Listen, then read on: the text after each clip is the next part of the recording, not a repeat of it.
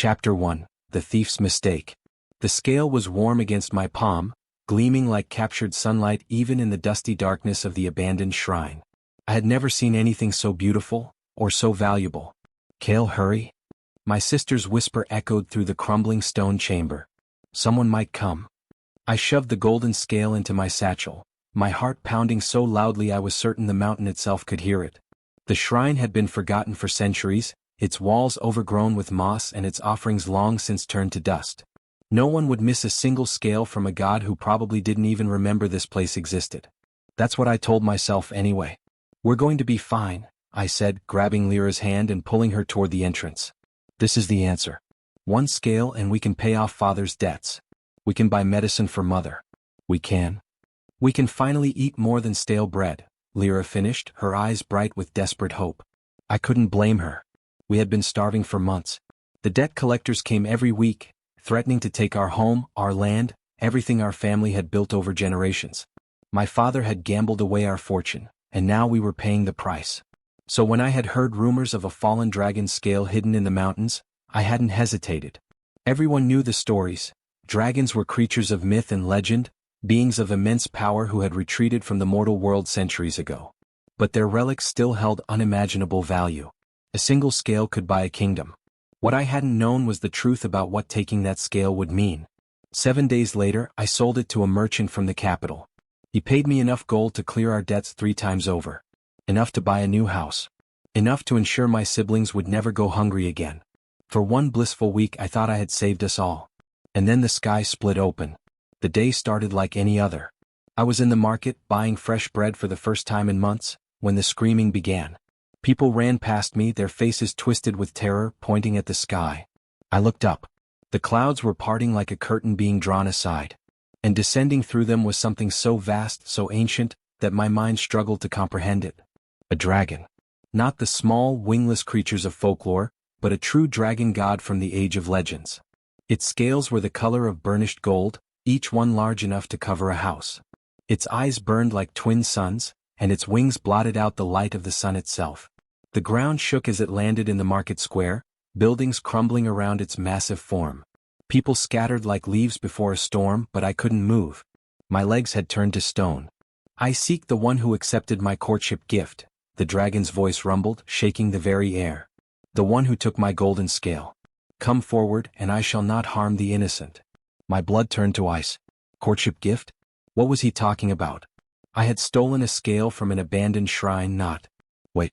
Among dragons, offering a scale is an ancient marriage proposal. The words surfaced from somewhere deep in my memory, half-forgotten tales my grandmother used to tell. I had dismissed them as fairy tales. I had thought the scale was simply treasure, something to be sold without consequence. I had been so wrong. "I know you are here," the dragon god continued, his voice thrumming with power. "I can feel the bond between us. You cannot hide from me." Around me, people were whispering, looking at each other with suspicion. Some were pointing at me. I had been too obvious, too careless. The gold I had used to pay our debts had drawn attention, and now... "Kale?" Lyra's voice came from behind me, small and frightened. "What's happening? Why is he looking for you?" I turned to face my sister, my heart breaking at the fear in her eyes. "I had done this. I had brought this monster to our doorstep. I need you to run," I said, pushing her toward the alley. "Take Mother and the children and hide. Don't come out until the dragon is gone." "But Kale?" "Go." She ran, and I turned back to face the monster I had unwittingly summoned. The dragon god's eyes found me. Even across the crowded square, I could feel their weight burning through my soul. He lowered his massive head, bringing his face close to mine. His breath was hot and smelled of ozone and ancient magic. "There you are," he murmured, and despite everything, there was something almost tender in his voice. "I have searched for you across millennia. I had almost given up hope of finding your soul again." "Stop," I said, my voice shaking. "I don't know what you're talking about. I stole your scale. I didn't accept anything." "Ah, but you did," the dragon god said. "By taking my scale, by keeping it close to your heart for 3 days, you agreed to the bond. The magic is already woven between us. We are bound now, you and I." "I sold it," I said desperately. "The scale is gone. I don't have it anymore. So the bond must be broken." Something flickered in the dragon's eyes. Pain, perhaps. Or anger. "You sold my heart's offering?" You gave away the token of my devotion? I didn't answer. I couldn't. Because in that moment I realized the truth of what I had done. I had taken something sacred, something precious, and I had treated it like ordinary gold. I had insulted a god. You will come with me, the dragon god said, and there was no room for argument in his voice. We will discuss this matter in my domain where I can explain properly. I'm not going anywhere with you, I said, backing away. I don't care who you are or what you think I owe you. I didn't agree to anything and I won't. A golden chain of light wrapped around my wrist, so delicate it was almost beautiful. I tried to pull away, but the more I struggled, the tighter it became. You cannot break the bond, little thief, the dragon god said, and there was sorrow in his voice. You sealed your fate the moment you took my scale into your hands. The bond is already formed, and nothing can undo what has been done. No, I breathed. No, no, no. The world dissolved into blinding light, and I felt myself being lifted, carried away from everything I had ever known. I caught a glimpse of the market square below, of the terrified faces of the people I had grown up with, and then, darkness. I woke in a place that couldn't exist. A garden of impossible beauty, filled with flowers that sang and trees that shimmered with silver leaves. The sky was a shade of deep violet I had never seen before, and there were two suns, one golden and one silver, hanging in perfect symmetry. A dream, I whispered, pinching myself. It has to be a dream. You are very much awake. I spun around, my heart leaping into my throat. Standing behind me was a man. No, not a man. A god in human form. His hair was the color of burnished gold, cascading down his back like a waterfall of molten metal. His eyes were the same shade as the dragon's, twin suns burning with ancient power. He wore robes of white and gold, and there was a crown of shimmering light hovering just above his head. He was beautiful. Devastatingly, terrifyingly beautiful. Who are you? I asked, though I already knew the answer. I am Zephyros, the dragon god said, inclining his head. Guardian of the eastern skies, keeper of the celestial flame, and... He paused, his lips curving into a small smile. Your betrothed. I laughed. I couldn't help it. It was either laugh or start screaming, and I had already done enough screaming for one day. Betrothed? We just met. You don't even know me. Oh, but I do, Zephyros said, and there was something ancient and knowing in his eyes. I have known you for a very long time, Kale. Long before you were born, long before you stole my scale. I have been waiting for you to return to me, and now that you're here. He stepped closer and I instinctively backed away. I don't belong here, I said, my voice cracking. I have a family. I have a life. You can't just kidnap me and... You chose this, Zephyros said, and for the first time, there was a hint of steel in his voice. You took my scale. You accepted the bond. Your actions had consequences whether you understood them or not. I was just trying to save my family, I said, hating the tears that were starting to blur my vision. I didn't know what the scale meant. I'm not a bad person. I never said you were, Zephyros said, his expression softening. I know your heart, Kale. I remember the man you used to be, the soul that has been reborn into this body. You were always compassionate, always selfless. But you were also stubborn, and you ran away from me once before. I stared at him, completely lost. What are you talking about? Your past life, Zephyros said. The life you lived before this one. The one where we knew each other, where we loved each other. His eyes burned with intensity. The one where you broke my heart. I shook my head, backing away. I don't believe you. That's not me. But even as I said the words, something stirred in the back of my mind. A half-forgotten dream, a sense of déjà vu. The feeling that I had been here before, that I had stood in this garden with this man and... The memories are returning, Zephyros said softly. I can see them in your eyes. You are beginning to remember. I don't want to remember, I said, the words torn from somewhere deep inside me. Whatever happened in that life, that wasn't me. I'm not the person you think I am. You are exactly who I think you are, Zephyros said. And I have waited thousands of years to find you again. I will not let you go a second time. I opened my mouth to argue, but before I could speak, the garden dissolved around me. The beautiful flowers, the silver trees, the twin suns, all of it faded into darkness. And then I woke up screaming in my own bed, drenched in sweat, with the golden chain still wrapped around my wrist. Chapter 2, The Divine Obsession. 3 weeks had passed since the dragon's appearance, and I still couldn't shake the feeling that I was being watched. Everywhere I went, I felt the weight of ancient eyes upon me, judging me, waiting for me. The chain around my wrist never disappeared. I had tried everything to remove it, cutting it, burning it, even praying to other gods for help. Nothing worked. It was a constant reminder of my imprisonment, a golden shackle that bound me to a being I didn't understand and didn't want. I had tried to run, of course. The first time, I had made it to the next village before Zephyros appeared in front of me, his human form materializing from thin air with a look of exasperated fondness. "You know you can't escape," he had said, catching me by the wrist. "The bond connects us. I can always find you." "Watch me," I had snarled, and I had tried again. And again. And again. Each time he found me. Each time he brought me back to the garden where he would try to explain, try to make me understand. I didn't want to understand. I didn't want to be bound to a god who claimed to love a version of me that no longer existed. But tonight something was different. I was in my family's small cottage watching my mother sleep. The medicine I had bought with the stolen gold was working. Her color had returned, and the terrible cough that had plagued her for months was finally quieting. My siblings were asleep in the next room, their bellies full for the first time in years. This was what I had done. This was what the scale had bought. And I would do it again even knowing the consequences. "I never meant to hurt you." I jumped, my heart nearly stopping.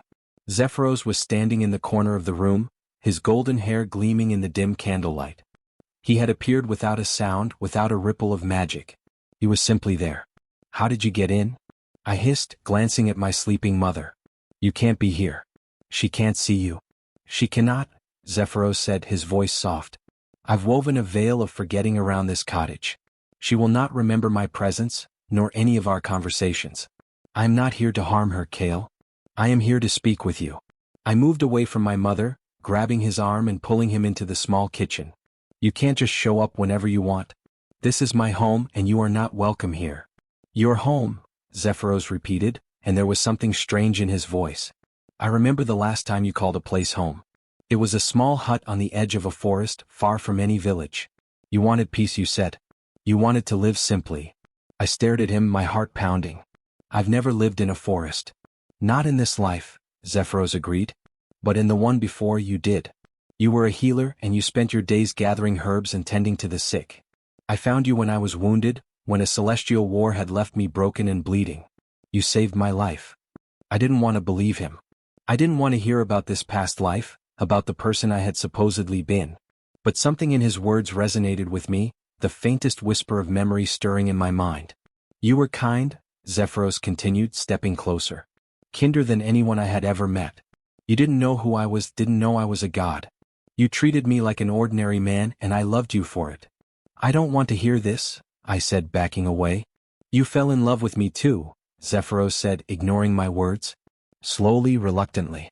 "You fought it at first just like you're fighting it now. But eventually you couldn't deny what was between us. We were happy together. For a time we were happy. Then why did I break your heart?" I demanded, hating the way my voice cracked. "If we were so happy, why did I leave?" Zephyros was silent for a long moment. When he spoke again, his voice was heavy with sorrow. "Because you found out who I was. You discovered that I was a god, and you believed I had deceived you. You believed I had manipulated you into loving me, that our love was nothing more than a divine trick. Was it?" I asked, my heart aching with a pain I didn't understand. "No," Zephyros said fiercely. "I never lied to you. I never told you I was a god because I was afraid that if you knew the truth you would leave.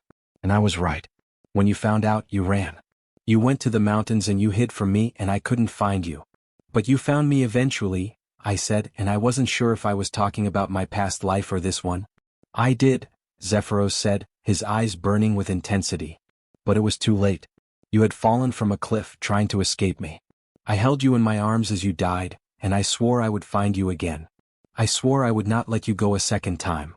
I felt tears streaming down my face and I didn't know why. I didn't remember this. I didn't remember him. But the grief in his voice was so raw, so real that I couldn't help but feel it too. "I'm sorry," I whispered. "I'm sorry for what I did. But that wasn't me. That person is dead." "No," Zephyros said, cupping my face in his hands. "That person is you. Your soul is the same even if your memories are buried. And I will wait as long as it takes for you to remember." I pulled away from him, my heart racing. "You can't just decide that. You can't just show up and claim me like I'm some prize. I have a life here, a family. I can't just abandon them to be with you." "Your family will be provided for," Zephyros said. "I have already seen to it. Your mother's health will improve. Your siblings will never want for anything. You have my word. And what about me? I demanded. What do I get? A cage made of golden chains and a god who won't take no for an answer. Zephyros flinched as if I had struck him. Is that what you think I'm offering you? A cage. What else would you call it? I asked bitterly. You've been hunting me for 3 weeks, dragging me back to your garden whenever I try to escape. You've tied me to you with magic I don't understand. You've been telling me that I'm bound to you forever, whether I like it or not. Zephyros was silent, his expression unreadable. Then slowly he reached out and touched my cheek. You're right, he said quietly. I have been treating you like a possession. I was so focused on finding you, on keeping you close, that I forgot to ask what you wanted. I blinked, completely caught off guard. What? I apologize, Zephyros said, and there was real regret in his voice. I'm not used to being human, Kale. I'm not used to understanding the limitations of mortal feelings. I believed that if I just made you stay, you would eventually remember the love we shared. But I see now that I was wrong. I stared at him, my mind racing. Was this a trick? Was he trying to manipulate me? I will not force you, Zephyros said, and he stepped back, his hands falling to his sides. The bond between us will remain, but I will not drag you to my domain against your will. If you want to leave, you may leave. Really? I asked, my voice filled with suspicion. Really, Zephyros said. But I ask you one thing, don't run away from the truth of who you are. The memories are there, buried deep inside you. If you stop fighting them, you might find that what we had was real. And you might find that you want it again. I wanted to argue. I wanted to tell him that I was fine with my life as it was, that I didn't need ancient memories or a possessive dragon god telling me what I should want. But instead I said nothing. Zephyros nodded, and then he was gone, disappearing into the night like a whisper of wind. I stood in the kitchen for a long time, staring at the spot where he had been. And for the first time since I had stolen that scale, I wondered if maybe, just maybe, there was more to this than I understood. The next morning I left the cottage before my family woke. I needed to think, to clear my head away from the familiar surroundings that reminded me of my old life. I walked through the village, past the market square where the dragon had appeared, past the homes of people I had known my entire life. And then I saw it, a glimmer of gold on the ground, half hidden in the grass. A scale. My heart stopped. I recognized it instantly, the same impossible color, the same warmth radiating from it. But this scale was smaller, more delicate. It was clearly not one of Zephyros's scales. I picked it up, and as soon as my fingers touched it, I felt a jolt of magic run through me. Visions flashed behind my eyes, a garden of silver trees, a hut on the edge of a forest, and a man with golden hair who looked at me like I was the most precious thing in the universe. Is that what I think it is? I spun around, my heart pounding. A woman was standing behind me, her hair dark as midnight and her eyes a piercing silver. She was beautiful, but there was something dangerous about her, something ancient and powerful. Who are you? I demanded, clutching the scale to my chest. The one who can help you, the woman said, a smile curving her lips. My name is Celine, and I'm the one who left that scale for you to find. You see, Kale, I need your help. I need you to break the bond with Zephyros. I stared at her, my mind racing. Why would you help me? Because, Celine said, her smile widening, Zephyros and I were once married. And I want him back. Chapter 3, The God's Ex-Wife. The words hung in the air between us like a blade, sharp and dangerous. I stared at the woman, Celine she had called herself, and tried to process what she had just said. You're married to Zephyros? I asked, my voice barely above a whisper. Was, Celine corrected, her silver eyes gleaming. We were wed for 3,000 years before our union dissolved. A very long time even for gods. I took a step back, my grip tightening on the scale in my hands. This was too much. First a possessive dragon god claiming I was his reincarnated lover, and now his ex-wife appearing out of nowhere with a proposition. Why should I trust you? I asked, my voice steadier than I felt. For all I know, you're working with him. Celine laughed, and the sound was musical but cold. Working with Zephyros? Hardly. The last time we spoke, I cursed him to spend a century as a mortal man. He still hasn't forgiven me for that. You cursed him? I repeated, horrified and intrigued in equal measure. He deserved it, Celine said, waving her hand dismissively. He broke our marriage vows. And by broke, I mean he fell in love with a human, specifically the human whose soul you now inhabit. I felt the blood drain from my face. Me? Not you specifically, Celine said. The version of you that existed before this life. The healer who saved Zephyros's life and stole his heart. It was quite the scandal among the divine court, I assure you. A dragon god choosing a mortal over his eternal wife? Unheard of. I leaned against a nearby tree, my legs suddenly weak. This was too much. The scale was burning hot in my hand, and the visions from earlier were still flickering behind my eyes. A glimpse of a life that wasn't mine, a love that I didn't remember. Come with me, Celine said, her voice softening.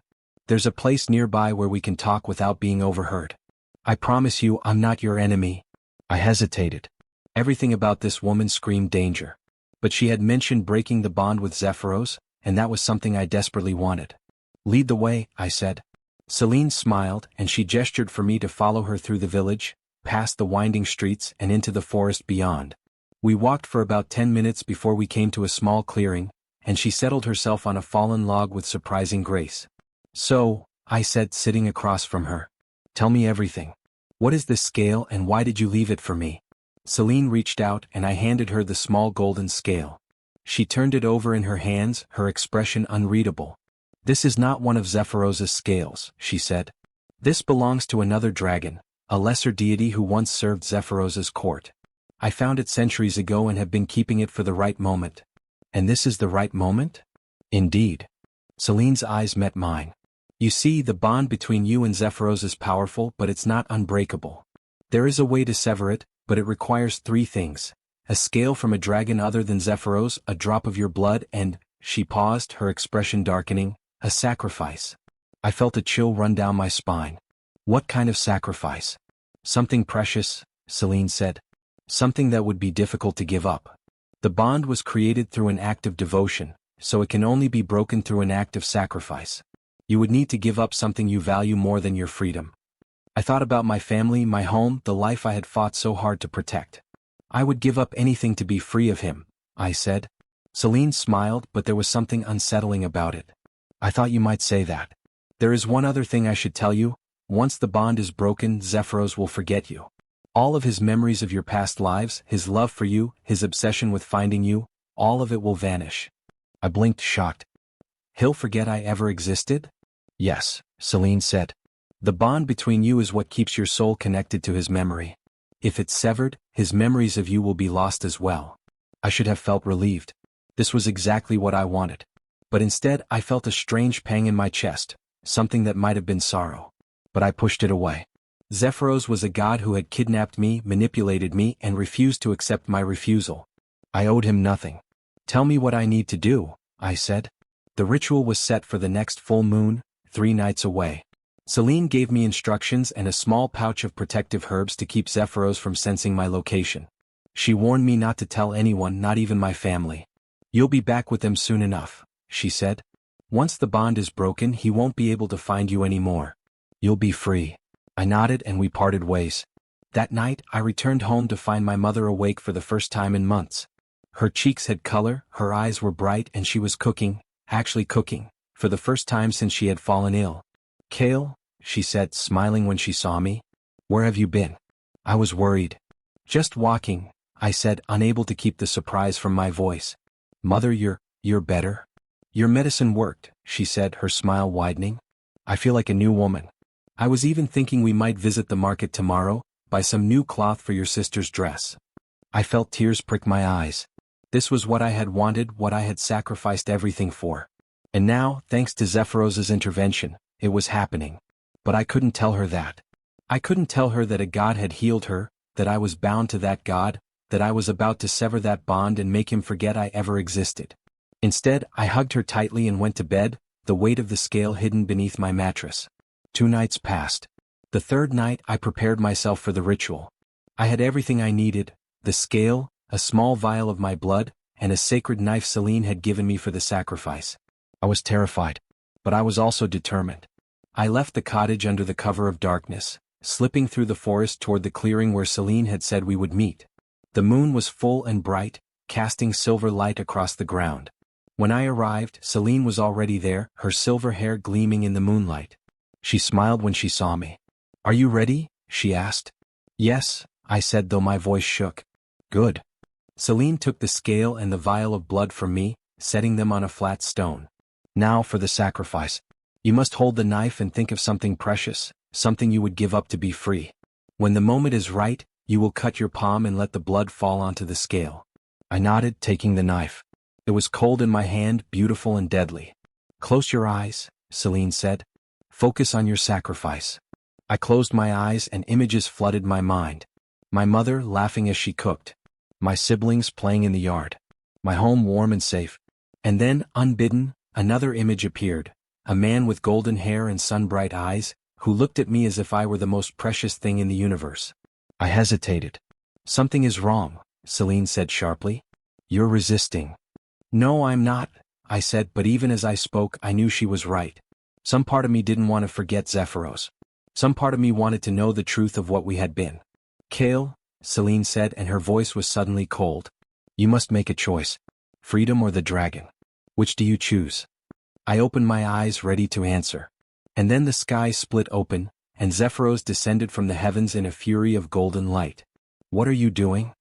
His voice shook the earth and I stumbled backward, the knife falling from my hand. Celine stood her ground, her silver eyes blazing with defiance. Zephyros, she said coolly, you should not have interfered. You dare. Zephyros roared, and he was in human form now, but his eyes burned with the fire of the sun. You dare try to steal my bride from me? Your bride. Celine laughed. He is not your bride. He is a mortal who made a mistake and I am offering him the chance to fix it. Lies, Zephyros screamed, and I felt the force of his anger washing over me. You would kill him if I let you. What? I said, my voice barely a whisper. Celine, what is he talking about? Celine's expression flickered, and for a moment, I thought I saw something like guilt in her eyes. But then it was gone, replaced by cold determination. You don't understand, she said. I'm not going to hurt you. She lies, Zephyros said, and there was sorrow in his voice now. The sacrifice she told you about is not a sacrifice of memory. It's a sacrifice of life. The bond between us is linked to your soul. If you sever it, you don't just lose me, you lose yourself. I stared at him, my mind reeling.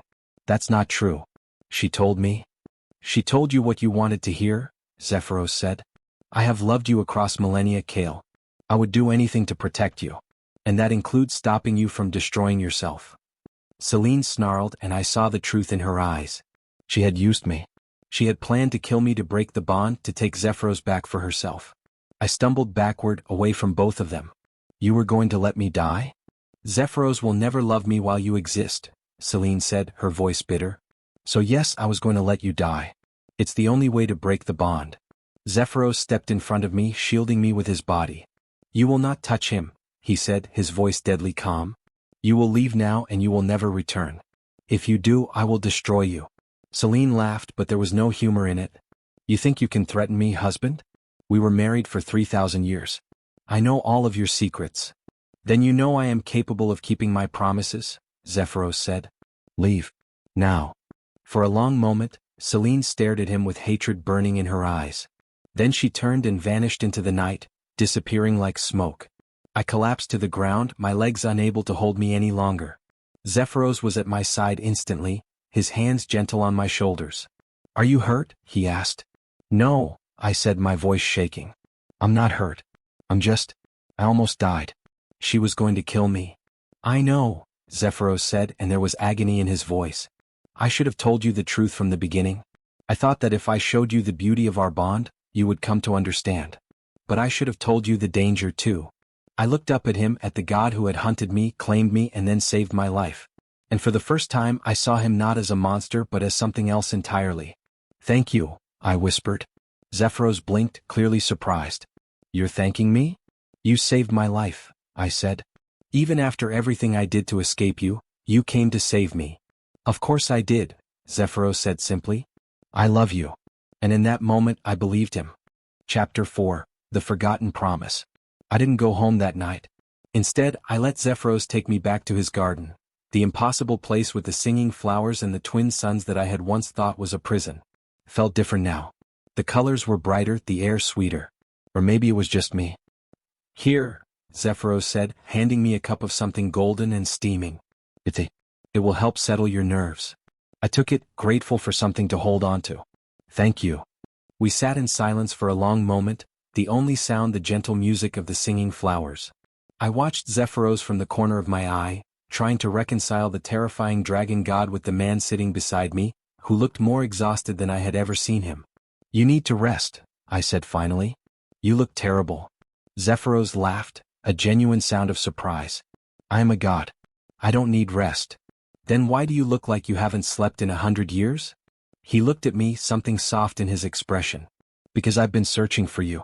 For all this time I've been searching." I felt a pang in my chest, sympathy or maybe something deeper. "You really meant it, didn't you? When you said you loved me." "Every word," Zephyros said. "I know you don't remember and I know you don't believe me. But I loved you in your past life and I love you in this one. That will never change." I didn't know what to say to that. So instead I asked the question that had been burning in my mind. "What happened in my past life? I know you told me about the healer, but I need to know everything. The truth this time. No secrets." Zephyros was quiet for a long moment. Then he nodded. "You were called Elric," he said. "You lived in a small village on the edge of the great forest. You were a healer as I told you, but you were also the most stubborn person I have ever met." I snorted. "That hasn't changed." Zephyros smiled. "No, it hasn't. When I first met you, I was wounded. A celestial war had left me bleeding and broken. I fell into your garden, and you found me the next morning." "The memories," I said, closing my eyes. "They're starting to come back. I remember seeing you lying in the flowers." "That's right," Zephyros said gently. "You healed me. You didn't know who I was, but you treated me with kindness. You gave me food, shelter, and a reason to live." I opened my eyes, searching his face. "And then what happened?" "We fell in love," Zephyros said. "Slowly at first. You were cautious, always cautious. But I was determined to win your heart and eventually I did. We were happy for a time. I gave up my divine duties to stay with you, and I didn't regret a single moment. But then I found out you were a god," I said, the memory surfacing like a bubble rising through water. "Yes," Zephyros said, and there was sorrow in his voice. "You found out and you believed I had deceived you. You thought I had tricked you into loving me, that everything between us was a lie. Was it?" I asked, echoing the question I had asked him weeks ago. "No," Zephyros said fiercely. "It was never a lie. I loved you with all my heart, and I would have given up my divinity for you if you had asked. But I didn't ask," I said, the memory becoming clearer. "I ran. I went to the mountains and I tried to escape." "You fell?" Zephyros whispered. "I found you at the bottom of a cliff and you died in my arms. Your last words were, you told me you didn't hate me. You told me you were sorry." I felt tears streaming down my face and I didn't try to stop them. "I broke your heart." "Yes," Zephyros said. "But it was worth it. Every moment I spent with you was worth the agony of losing you. And I would do it all again just to be with you." I didn't know what to say. How could I possibly respond to that kind of devotion? Instead, I reached out and took his hand. It was warm, impossibly warm, and I felt the golden chain around my wrist pulse with a soft light. "I can't promise to remember," I said. "And I can't promise to love you the way you love me. But I can promise to try. I can promise to give you a chance." Zephyros's eyes widened, and for a moment, he looked more vulnerable than I had ever seen him. "You mean that?" "I mean it," I said. "I almost died tonight. And in that moment all I could think about was you. I didn't want to die without knowing the truth of who we were." Zephyros pulled me into an embrace and I let him. It felt strange letting myself be held by him. But it didn't feel wrong. "Thank you," he whispered into my hair. "Thank you for giving me a chance." "Don't thank me yet," I said, pulling back. "I'm still not sure I trust you completely. But I'm willing to find out." Zephyros smiled, and it was the most beautiful thing I had ever seen. The next morning, Zephyros took me to his palace, a magnificent structure of gold and crystal that seemed to float in the clouds. It was breathtaking, impossible, everything I had ever imagined and more. "This is where you live?" I asked, gawking at the beauty around me. "One of my homes," Zephyros said, and there was a hint of pride in his voice. "I have several, but this is my favorite. I thought you might like to see it." I walked through the halls in a daze, my fingers tracing the intricate carvings on the walls. Everything was so beautiful, so perfect, and I couldn't help but feel like I didn't belong. "The healer, Elric, did he ever come here?" I asked. "No," Zephyros said quietly. "I wanted to bring him, but he was always afraid. He thought that if he saw my true home, he would lose himself in it. He was afraid of forgetting who he was." "That sounds like something I would say," I admitted. "I don't like feeling like I don't belong." "You belong here," Zephyros said firmly. This is your home too if you want it to be. I opened my mouth to respond, but before I could, a servant appeared, a small winged creature with skin like burnished copper. My lord, the servant said, bowing low. There is a disturbance at the eastern gate. A celestial messenger has arrived, bearing urgent news. Zephyros's expression darkened. I will see them immediately. He'll wait here. I'll return soon. I watched him leave, my heart racing. Something was wrong. I could feel it. Zephyros was gone for hours. When he finally returned, his face was pale and grim. What happened? I asked. Selene, Zephyros said, his voice hard. She has gone to the divine court. She's accused me of violating celestial law by binding myself to a mortal. Is that true? I asked. Did you break a law? No, Zephyros said. But there are rules about how gods can interact with mortals. I should have asked the court's permission before pursuing you. And now, because I didn't, they're demanding that I appear before them to answer for my actions. I felt a chill run down my spine. What happens if you don't? I don't know, Zephyros admitted. But I can't afford to find out. I'll have to go to the court and defend our bond. What that means? I'll have to leave you here. Alone? I asked, panic rising in my chest. Not alone, Zephyros said, taking my hands. I'll protect you. I'll make sure you're safe. But I need you to promise me something. What? I asked. Don't leave, Zephyros said, his voice filled with urgency. Whatever happens, don't leave this palace. Selene might try to reach you while I'm gone, and if she does. She's not going to stop trying, is she? I asked, and it wasn't really a question. No, Zephyros admitted. She won't stop. But I will keep you safe. I will always keep you safe. I looked into his eyes and I saw the truth there, the fear, the love, the desperation. And despite everything, I found myself believing him. I'll stay, I said. But you have to promise to come back. I promise, Zephyros said, and he kissed my forehead gently. I will always come back to you. And then he was gone, leaving me alone in the palace with nothing but the sound of singing flowers and a heart full of worry. Chapter 5. The Heart of the Dragon. The days passed in a blur of golden light and haunting solitude. I wandered the halls of Zephyros's palace, trying to find meaning in the empty spaces. The servants were kind but distant, always bowing and retreating like shadows. I felt like a ghost in my own life. The memories continued to surface, fragments of a past life that felt both foreign and familiar. I remembered Elric's small hut on the edge of the forest, the way the morning light filtered through the leaves. I remembered the first time Zephyros had smiled at me, the way it had made my heart skip a beat. I remembered the fear I had felt when I had discovered the truth about him, the terror of knowing that I had fallen in love with a god. And I remembered the fall. It came to me in the middle of the night, a nightmare that left me gasping for breath. I was standing at the edge of a cliff, the wind whipping around me, and Zephyros was reaching for me, his golden eyes filled with desperate love. I had stumbled, lost my footing, and then I was falling. I woke with a scream, my heart pounding against my ribs. The golden chain on my wrist was glowing, pulsing with warmth. Zephyros. I could feel him, a distant presence at the edge of my consciousness. He was calling to me, trying to comfort me. I'm here, I thought back, not knowing if he could hear me. I'm here. The glow of the chain intensified, and I felt a wave of reassurance wash over me. He was coming back. He was fighting for us. I lay back in bed, my breathing slowly calming. For the first time since I had stolen that scale, I felt something other than fear or desperation. I felt hope. 2 days later, Zephyros returned. He appeared in the garden, looking exhausted but triumphant. I ran to him, throwing my arms around him before I could stop myself. You're back, I said, my voice muffled against his chest. You're back. I told you I would come back, Zephyros said, his arms wrapping around me. I will always come back to you. I pulled back, searching his face. What happened? What did the court say? Zephyros's expression darkened. It wasn't good. Selene has allies in the court, powerful ones. They want to annul our bond, to force me to sever the connection between us. I felt my heart sink. Can they do that? They can try, Zephyros said, his eyes blazing with defiance. But they won't succeed. I'm not going to let them take you away from me. What can we do?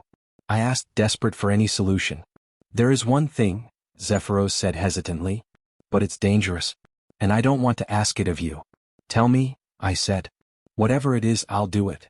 Zephyros looked at me, his expression unreadable. The bond between us is tied to your past life. The court recognizes that bond, but they can still break it if they believe it wasn't formed properly. To prove that our bond is valid, we need to complete the marriage ceremony. I blinked. The marriage ceremony? The one that was interrupted in your past life, Zephyros said. Before you learned the truth about me, we were planning to be married. The ceremony was never completed. If we complete it now, the bond will be recognized by the divine court. They won't be able to break it. I felt my face flush. You want me to marry you? I want you to choose me, Zephyros said earnestly. I don't want to force you into anything. If you don't want to do this, we'll find another way. But this is the only way to make our bond permanent. I stared at him, my mind racing. Marriage. To a dragon god. It was insane, impossible, everything I had never wanted. And yet, I had seen his devotion, his love, his willingness to sacrifice everything for me. I had felt the bond between us, the connection that had survived across millennia. And I had started to remember, to feel something more than just fear. I'll do it, I said. Zephyros's eyes widened. Kale, are you sure? I'm sure, I said. I don't want to lose you. And if this is the only way to keep you, then I'll do it. Zephyros pulled me into a tight embrace and I could feel him trembling. Thank you, he whispered. Thank you, my love. I won't let you regret this. I know, I said, and I meant it. The wedding was set for the next full moon, a tradition that seemed to follow me everywhere. This time, though, I wasn't preparing for a dangerous ritual. I was preparing to marry the god I had once tried to escape. The days leading up to the ceremony were a whirlwind of activity. Servants prepared my robes, a beautiful garment of white and gold that shimmered with its own light. The palace was decorated with flowers that sang and candles that burned with eternal flame. And through it all, I felt a growing sense of peace. This was right. This was where I was meant to be. On the night of the ceremony, I stood in the garden, surrounded by the impossible beauty of Zephyros's domain. The stars were shining brighter than I had ever seen them, and the twin suns had set, leaving a sky filled with the colors of the divine. Zephyros appeared at the end of the aisle, his golden hair shining like a halo. He wore robes of white and gold, and there was a crown of light upon his head. He looked like a king, a god, everything he was and more. I walked toward him, my heart pounding with anticipation. When I reached him, he took my hands in his eyes shining with unshed tears. You are beautiful, he said, his voice barely a whisper. I have waited for this moment for thousands of years, and I can't believe it's finally happening. Neither can I admitted. But I'm glad it is. The ceremony began, the words of the divine marriage rite flowing around me like a song. I spoke my vows, promising to be by Zephyros's side forever. And when he spoke his, I felt the weight of those promises in my soul. The golden chain around my wrist glowed brighter and brighter, pulsing with the rhythm of my heart. And then, everything went dark. When I woke, I was lying in a bed of soft silk, the golden chain still glowing on my wrist. Zephyros was beside me, his expression worried. What happened? I asked, my voice weak. The ceremony was successful, Zephyros said, and there was wonder in his voice. The bond is complete. The court can't break it now. I felt a surge of relief. So we're safe. We're safe, Zephyros confirmed. But there's something else. He hesitated and I saw something flicker in his eyes. The ceremony triggered something. Your memories? I think they're returning. I blinked and suddenly the world shifted. The memories rushed in like a flood, overwhelming me with images and emotions I had never experienced. Elric's life, his love, his death. And his promise. I remember, I said, tears streaming down my face. I remember everything. Zephyros's expression was one of barely controlled hope. What do you remember? I remember promising to come back to you, I said. I remember telling you that I would find you again, no matter how many lives it took. Zephyros's eyes widened and I saw something break in him, something that had been holding him together for thousands of years. I never told you that, he whispered. I never told you what you said before you died. You didn't have to, I said. I remember it now. I remember everything. And I did. The love, the loss, the hope. All of it was there, buried deep in my soul, waiting to be rediscovered. I reached up and cupped Zephyros's face in my hands. I came back, I said. Just like I promised. Zephyros broke down. Tears streamed down his face and he pulled me into an embrace so tight I could barely breathe. But I didn't care. I held him just as tightly, my own tears soaking into his robes. I thought I had lost you, he said, his voice breaking. I thought you would never remember. I thought I would have to spend eternity loving a version of you that didn't know me. But I know you, I said. I've always known you. And I will always love you. In that moment everything felt right. The world that had once seemed dark and dangerous now felt full of promise. And for the first time since I had stolen that scale, I knew exactly where I belonged. Chapter 6. The Divine Deception. I had expected the chaos of my shattered past to settle, but instead, it only grew louder. The memories of Elric's life came rushing back in pieces, flashes of joy and pain, moments with Zephyros that left me breathless, and the sharp sting of betrayal when I learned the truth of his divine nature. But those memories weren't all. There was something else, something lurking beneath the surface that I couldn't quite grasp. The ceremony was beautiful, Zephyros said, drawing me out of my thoughts. We were walking through his garden, the familiar sights and sounds of the palace bringing me comfort. And it's over. We have time now. Time to rebuild what was lost. I nodded, trying to push away the feeling of unease that had settled in my chest. You're right. We do. But I can't shake this feeling that something is still wrong. Zephyros stopped, turning to face me. His golden eyes searched mine. Tell me what you're feeling. I don't know how to explain it. I ran a hand through my hair, frustration bubbling inside me. It's like there's a part of the story I'm still missing. A part that Celine knew about, maybe, and that's why she wanted me dead. Zephyros's expression darkened at the mention of her name. Celine is a threat we will deal with. But she can't touch you now. The bond is complete, and she no longer has any power over us. Are you sure? I asked. Because I remember things, Zephyros. Not just my life as Elric, but things before that. Fragments that don't make sense. His eyes widened slightly. What kind of fragments? I closed my eyes, trying to focus on the disjointed images. I see a temple. Not yours, something older. And a voice whispering promises. Someone made a deal with me, Zephyros. Someone I trusted. When I opened my eyes again, Zephyros's face was ashen. A deal? What do you mean? I don't know, I admitted. But it feels important. It feels like the key to everything. Zephyros was silent for a long moment. Then he took my hand, his grip firm but gentle. We'll find out together. I won't let you face this alone. That night I couldn't sleep. The fragments of my past continued to haunt me, pulling me into a dreamless state that was far from restful. I tossed and turned, my thoughts consumed by the mystery of the missing memories. It was past midnight when I felt it, a pull like an invisible thread leading me out of the room and into the palace's depths. My feet moved of their own accord, carrying me through hallways I had never seen before. The path led to a hidden chamber, its entrance concealed by vines that glowed with a faint, silver light. I pushed them aside and stepped inside. The room was small but filled with relics. Ancient scrolls, weapons, and jewelry lay scattered across stone shelves. And there, in the center of the room, was a pedestal holding a single object, a mirror. But this was no ordinary mirror. Its surface rippled like water, and when I looked into it, I saw not my reflection but a scene from the past. A younger version of myself, Elric, stood in the same temple I had glimpsed in my visions. He was speaking to someone, a shadowy figure whose face I couldn't see. You promised me, Elric said, his voice filled with desperation. You said if I gave up my memories he would be safe. That the curse would be broken. And so it shall be, the shadowy figure replied. But you must understand the cost. You will forget everything, your love, your life, even your name. In return, the dragon god will be spared from the destruction that awaits him. Elric hesitated, pain flickering across his face. And if I refuse? Then he will die, the figure said simply. Choose mortal.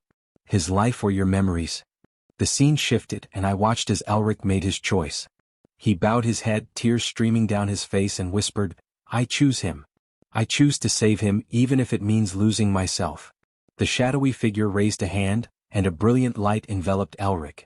I could feel the agony of his memories being stripped away, piece by piece, until there was nothing left but emptiness. No! I screamed, but it was too late.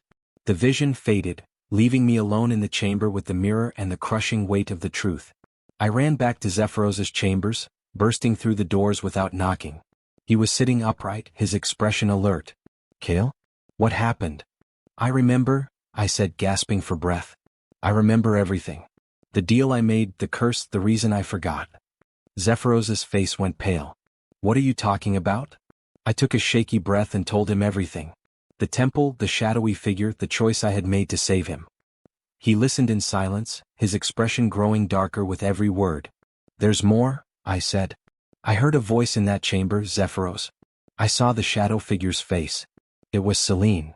Zephyros's eyes widened, and for the first time, I saw real fear in them. "Celine made you forget," he said slowly. "She stripped away your memories to save me from the curse." "Yes," I said. "But now I'm starting to remember, and that means the curse might be returning too." Zephyros stood, his hands clenching at his sides. "The destruction she mentioned. She told you I would die if you didn't agree to her deal. But the curse was broken when I died," I said. "Right? It ended with me."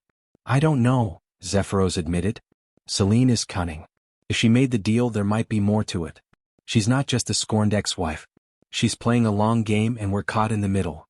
The next day, Zephyros sent a message to the divine court, demanding a hearing about Celine's involvement. But the response was not what he had hoped for. "A hearing?"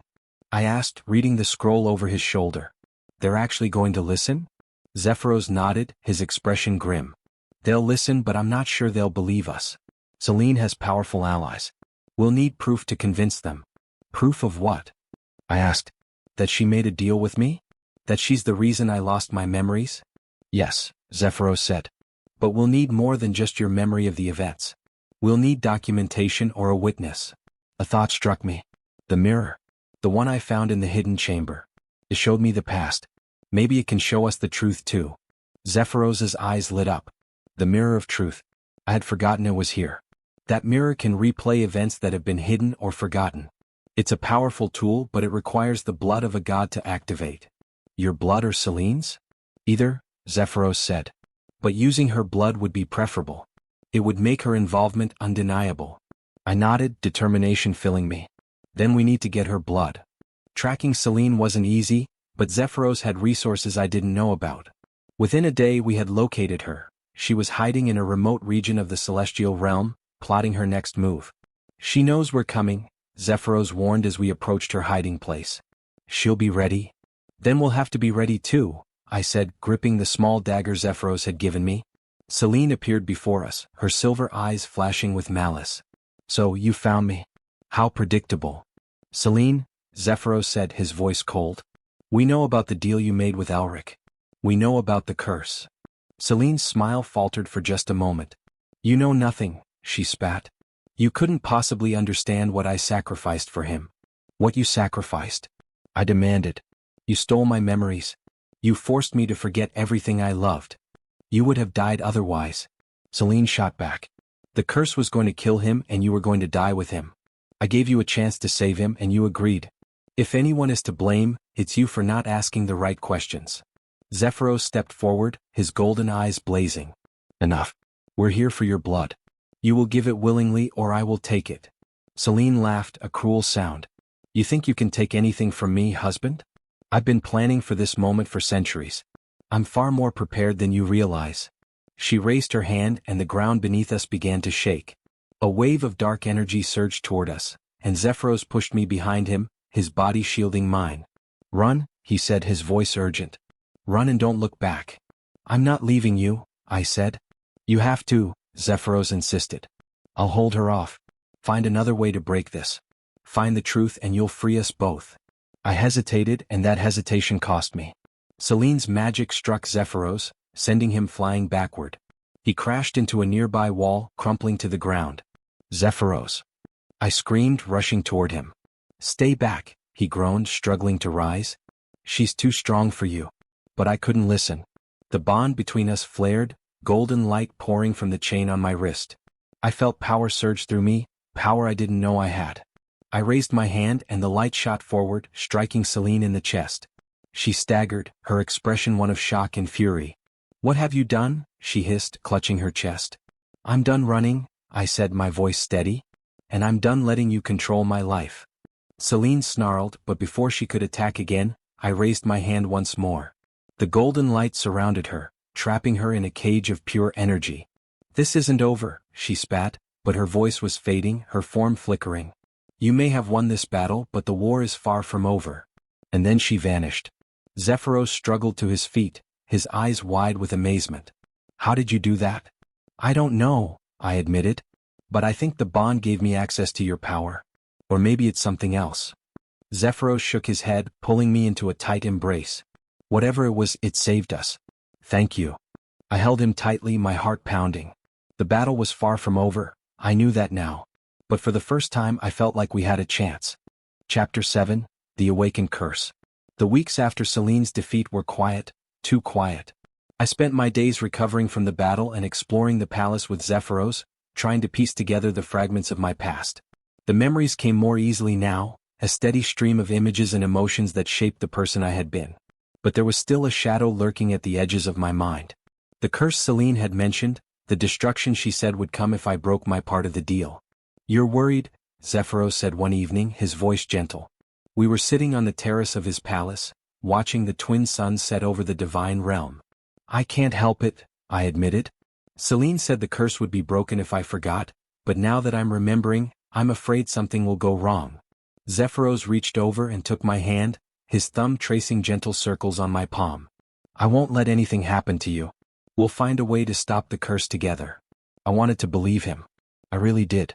But the unease in my chest wouldn't go away. That night I had the dream again. The temple. The shadowy figure. But this time there was more.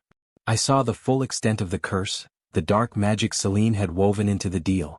It wasn't just my memories that had been taken, it was my soul, bound to the curse in a way that could never be undone.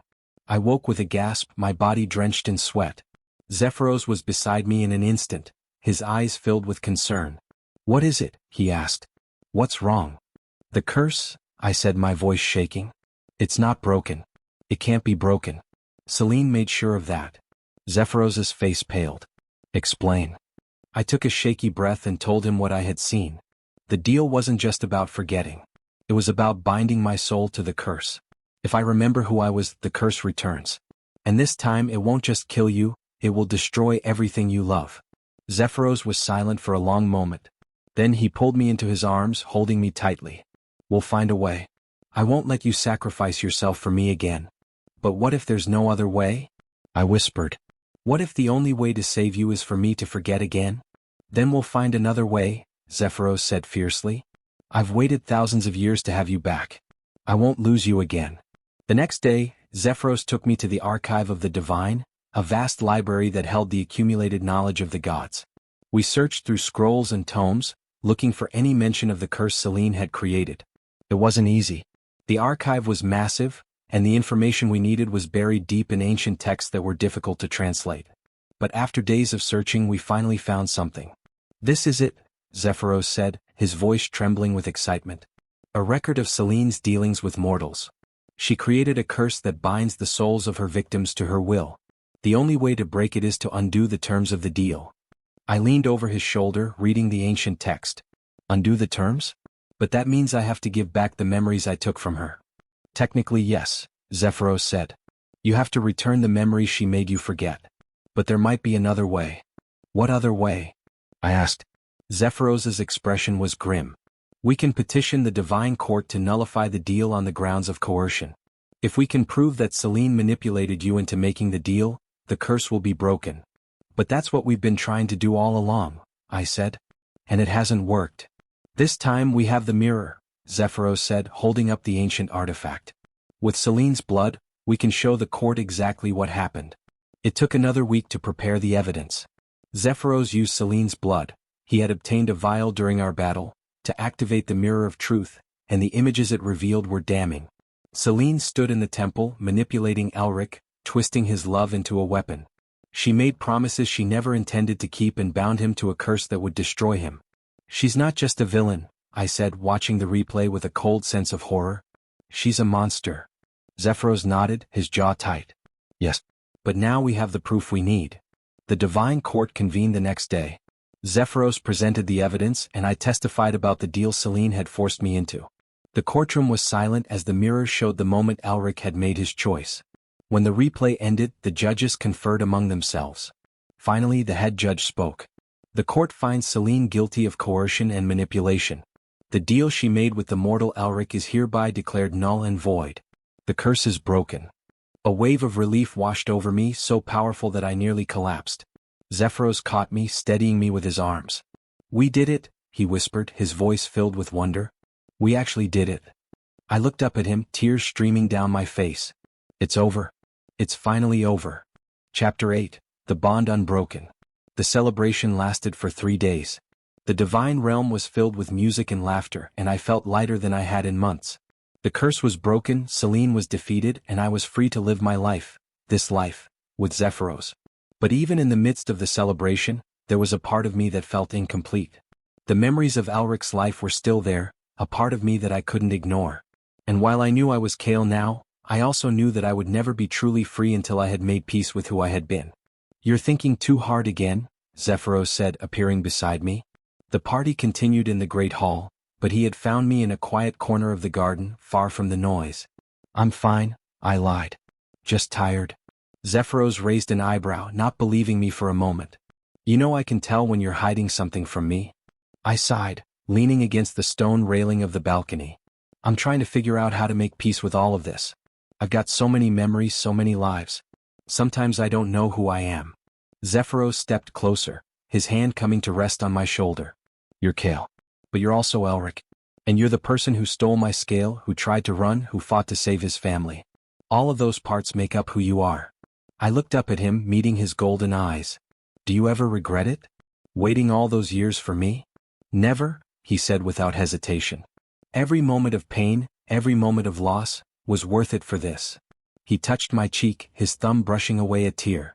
"I would wait another 1,000 years if I had to." I laughed, a broken sound. "You really are impossible." "So I've been told," Zephyros said, smiling. "But I think you like me that way." "I think I do," I admitted. And then, without thinking, I kissed him. It wasn't our first kiss, but it felt like it was. All the fear, the uncertainty, the pain of the past few months melted away, leaving only the warmth of his lips against mine.